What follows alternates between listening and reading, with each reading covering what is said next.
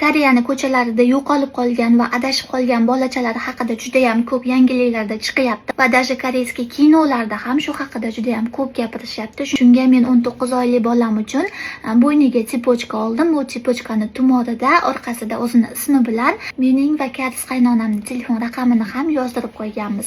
Koreyada yosh bolalar uchun ota-onalar sipochka yoki qo'liga bilaguzuk sovg'a qiladi. O'zini ismi va ota-onasining raqami yozilgan. Shuning uchun 19 oylik bolam bog'chasidan juda ham ko'p pikniklarga va boshqa muzeylarga borishyapti. Shuning uchun xavotir olgan holatda men ham 19 oylik bolam uchun bo'yniga sipochka oldim. Koreyada o'g'il bola, yosh bolachalar uchun shunaqa mashinali sipochkalar moda ekan.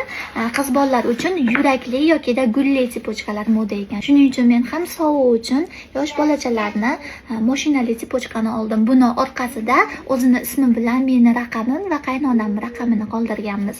Shuni hozir o'g'limga taqib qo'yamiz. 이거 뭐지? 고맙습니다.